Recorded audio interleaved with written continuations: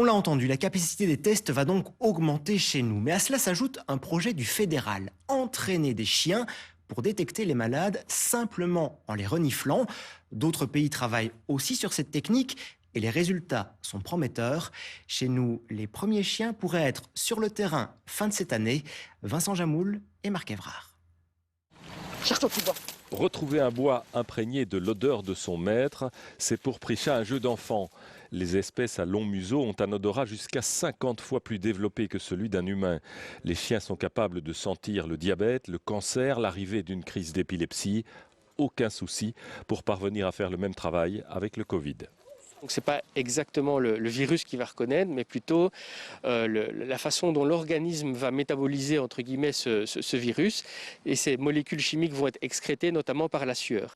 Les ministères de l'Intérieur, de la Défense, de la Santé se sont associés à 2 universités et à des partenaires privés pour lancer la formation de chiens au dépistage du Covid.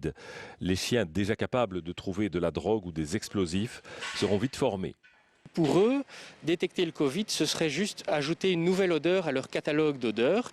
Et donc on peut dire qu'en 2-3 semaines, les premières phases de validation pourraient déjà être acquises. Par contre, si on prend un chien qui n'a pas encore travaillé, il faudrait compter à mon avis 2 mois avant de pouvoir le rendre opérationnel.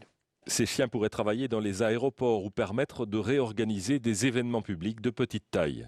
Dans l'hypothèse où le corona s'installe durablement, dans ce cas-là, je pense qu'il faudra vraiment trouver des moyens pour que des activités publiques puissent à nouveau avoir lieu dans des conditions de sécurité, notamment de contrôle. Et ce type de contrôle est assez simple.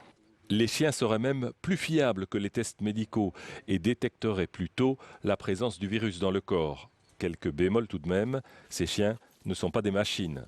Le travail du chien est limité. Les conditions météo qu'on connaît par exemple pour le moment doivent être prises en compte. Le travail au niveau de l'odeur demande effectivement beaucoup de capacité aux chiens.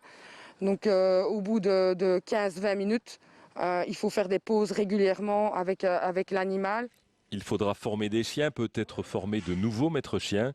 Les premiers renifleurs de Covid sont attendus pour le mois de décembre.